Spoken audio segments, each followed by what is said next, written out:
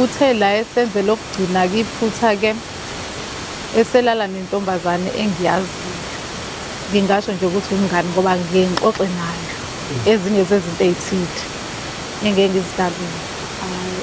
Ngabona ukuthi angithathe isinqumo sokuthi-ke ngihlukane-ke naye-ke lo bhuti ngoba manje ngathi usenze kwaba kuningi. Uma ngiqhubeka nokufunda ngishintshe nendawo yokuhlala iflethi, ngithole abangani abasha esihlala nabo erumini. Uma ngithola abangani abasha, bese-ke labangani abasha bayaphuza-ke. Amantombazane ayijwayelele ukuy'phuzela nje, ay'hambela ayoy'gruvela, ay'buyele uma ngabe eyabuya, uma engabuyi akabuyi. Hhayi, ngijoyine-ke kulabangani-ke ngoba vele sihlala erumini eyodwa nabo. Singagcini-ke lapho ngokuphuza nje kuphela nalabantu besilisa. Kucace ukuthi siya ocansini nalabantu besilisa uma sesiphuzile. Hhayi, kwaba ngokuya into iyaqhubeka iyenzeka. Abantu besilisa abahlukene, esiphuza nabo siphinde silale nabo. Singenankinga nje, as long nje masiphuzile, hhayi ekugcineni kuyalalwa khona lapho. Hhayi, kuthe kusenjalo ngokuhamba kwesikhathi, ngezwa ukuthi engathi manje angisengedwa. Bengithi ngikhipha i-stress kahle kahle, kanti angazi ukuthi ngizilandela esinye futhi i-stress ngaphezulu. Nilala i-protection shothi ibingasebenzi? Bengingayisebenzisi, bekukancane ngiyisebenzisa. Mhlambe ngingayisebenzisa kubantu ababili kuphela. Angibingelele emakhaya. Bafethu-ke ngiyajabula ukuthi namhlanje siphinde sibuya ngodaba likasisi. Ngijabule uma kuba ngibuya nodaba lasisi osemncane ngoba nami ngiyakwazi uku-engage. Ngiphathe kabi uma ngibuya ney'tori zobaba abadala nomama abadala ngoba ngibona ngathi akusinhlonipho uma ngizobuza ngigxile. Ngiyakhumbula nje ubaba wayenenkinga kamama wasekhaya ongayiphethe kahle. Kubuye kube nzima ukuthi ngizobuza mina ukuthi mhlampe baba ngabe yingoba wena umama wasekhaya awumnelisi noma yini. Umuntu uma selala umbuzo lo kuba ngathi manje uyadelela, kodwa uma kuba nginomuntu osemusha ngiye ngikubona ngathi ikhona okulula ukuthi nami ngikwazi ukuthi ngi-engage kwi-conversation, kube mnandi, kube njeya. Bafethu ngiyacela ukuthi niqhubeke nisikhombise uthando ngokuthi ulike, usubscribe, ushare futhi le video le. Uphinde bafethu nijoyine u-EasyBet. Uma kuba usawujoyina u-EasyBet, niqhubeke nibhetshe ngo-EasyBet, nisebenzise i-promo code ethi STHE50 bese uyitholela indathane ama-gift, ukuwina uyindathane. EasyBet is the best. Ngiseza nje nabanye ama-promotion amahle ka-EasyBet. Abanye-ke bayangazi abasegroupini yami bayangazi ukuthi ngomuntu onganqeni ukuthi vele ephisane ngama-voucher, ngumuntu onganqeni ukuthi vele ephisane ngo-1000. Kodwa lokho asikho la njengamanje, sinendaba kasisi ngihlaba umxhele-ke. Okumnandi ukuthi manje abanye abantu kubuye kube lula. Ngicathi usisi umuntu wesithathu engadibana naye face to face, ongafonanga, owavela wangivimba endleleni wathi wena ngeke ngakubona. Ngiyafisa nami ukuthi ngathi ngingakhuluma udaba lami. Sahlangana kanjalo-ke sabe sesishintshana ney'namba-ke, sahlela ukuthi namhlanje sizokwazi ukuthi sibonane. Sisi wami unjani? Yebo, ngiyaphila njani futhi? Ngiyaphila nami. Angingakubambezeli. Wenze njani sisi wami? Ngiyabonga ungamukela ehlelweni lakho. Ngibingelele nakubabukeli. Nginenkinga engayazi ukuthi ngizoyixazulula kanjani ngingedwa. Ngase ngathi cha, ngibhalele nalo uhlelo ngase mhlambe lungisize esimene engibhekene naso. Ngingumntwana ofundayo khona la eThekwini. Ngisuka eShop. Mangifunda la eThekwini ngihlala efletini thizeni. Ngihlale-ke efletini-ke bese kuba khona ubhuti ebengideyithana naye, ngisuka naye futhi ngala emakhaya, Sazane High School. Hhayi, besideyithana nje konke kukuhle, kumnandi. Kuthe ngonyaka ophelile, hhayi waqala wangishintshela, wangijithela, ngimbekezelela, ngimxolele emaphutheni, besenamaphutha amaningi. Hhayi, kuthe la esenze lokugcina-ke iphutha-ke eselala nentombazane engiyaziyo. Ngingasho nje ukuthi umngani ngoba ngike ngixoxe nayo ezinye zezinto ey'thile engeke ngizidalule. Ngabona ukuthi angithathe isinqumo sokuthi-ke ngihlukane-ke naye-ke lo bhuti ngoba manje ngathi usenze kwaba kuningi. Hhayi, sihlukane kanjalo. Kuthe kulo nyaka ngiqhubeke nokufunda kwami njengoba ngifunda nje. Uma ngiqhubeka nokufunda ngishintshe nendawo yokuhlala iflethi, ngithole abangani abasha esihlala nabo erumini. Uma ngithola abangani abasha, bese-ke labangani abasha bayaphuza-ke. Amantombazane ayijwayelele ukuy'phuzela nje, ay'hambela, ayoy'gruvela, ay'buyele uma ngabe yabuya, uma engabuyi akabuyi. Hhayi, ngijoyine-ke kulabangani-ke ngoba vele sihlala erumini eyodwa nabo. Hhayi, siphuze-ke kube mnandi, kube nje sihambe sithenge utshwala sihlale endlini. Bese-ke kuba khona-ke ukuthi sizohamba siyophuza ngaphandle.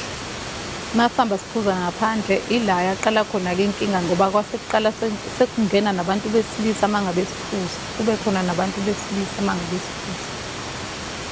Hhayi, siphuze. Singagcini-ke lapho ngokuphuza nje kuphela nalabantu besilisa. Kucace ukuthi siya ocansini nalabantu besilisa uma sesiphuzile. Hhayi, kwaba ngokuya into iyaqhubeka iyenzeka. Abantu besilisa abahlukene. Esiphuza nabo siphinde silale nabo. Kwaze kwangenelela ukuthi ekutheni kuze kufike nabantu asebethe ukukhulakhula ngokweminyaka. Hhayi, singenankinga nje as long nje masiphuzile, hhayi ekugcineni kuyalalwa khona lapho. Hhayi, kuthe kusenjalo ngokuhamba kwesikhathi ngezwa ukuthi engathi manje angisengedwa. Hhayi, ngithole ukuthi hhayi engathi ngikhulelwe. Uma ngikhulelwe angazi ukuthi ingane ngizothi ekabani ngoba ngiyaphuza,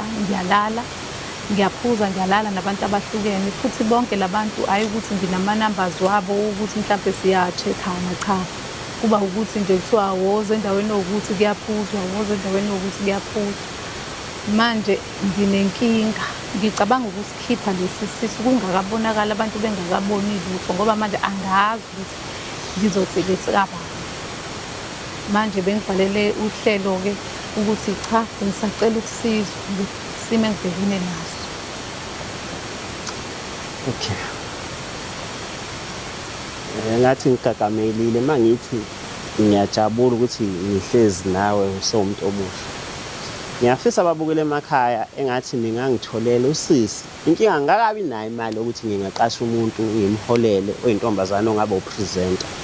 Ngoba njengamanje ngiyacabanga ukuthi ubengalikhuluma kangcono kunami lolu daba njengomuntu wesifazane ethi umuntu wesifazane. Mina njengomuntu wesilisa ngizozama kodwa maybe futhi ngizopeta. Yabo, because ngicathi inkinga ye-serious le. Njengomuntu oke wafunda futhi khona la enyuvesi nami ngeke ngisho. Kodwa mina nginacala ngayisho yala eThekwini ePresident. Engifisa ukuthi wahlala eRes. Njengamanje ohlala kwelinye lama-flat la eThekwini. Ngiya-understanda yonke le mpilo lo usisi ayishoyo, yabo. Angisho ukuthi ngiyayenza. Nganathanda ukujajana. Ngiyayi-understanda. Nami bengiyibuka. Ngike ngabuka sininini la kungena uNSFAS. Ngiyazwa kuthiwa kungene uNSFAS ngabuka ukuthi hayi basayenza lento nami engangiyibukoza wethu beyenza kusafunda mina. So sizami inkinga yami ila. Uyasho ukuthi kuqala wena ukuphuza mangizwe kahle. Mina iphuzela endlini noma bowazi ukuthi labo sisi baphuza bayihambela. Kwaya naphuma kwangena abafana involved. Labafana nje neyiphuzela okwenzakalayo.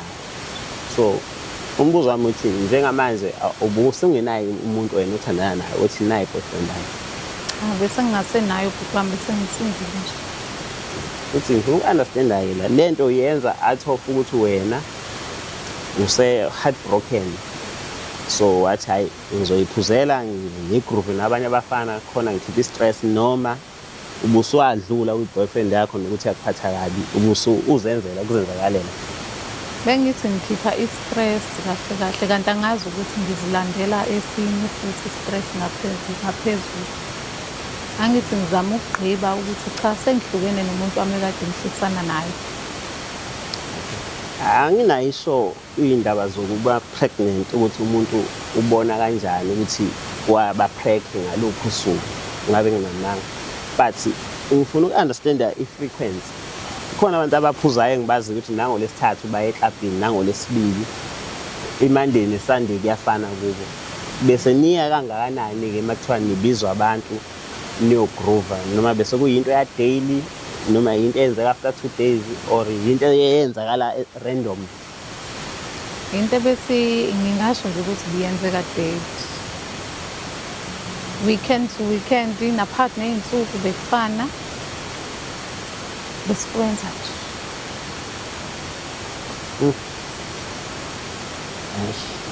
Ngiyakuzwa sisi wami. So la akukho mhlampe la ongathi uyasola ukuthi nangu umuntu wangiphephisa. And enye into engibuza, since nilala i-protection shothi ibingasebenzi.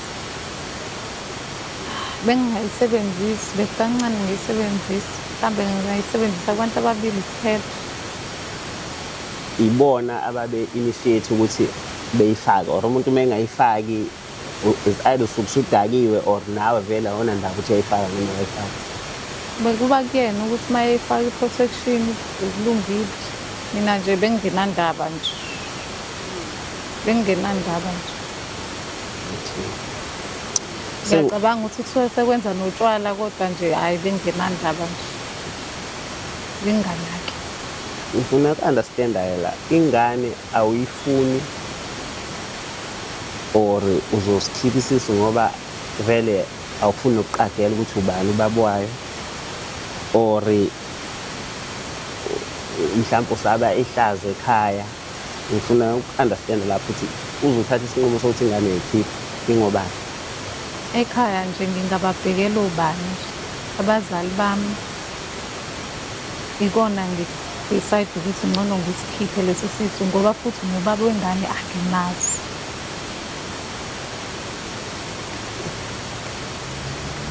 Mbukele emakhaya, mina angazi ngoba usisi uzwakala njengomuntu osedecide-ile, i-final answer unayo.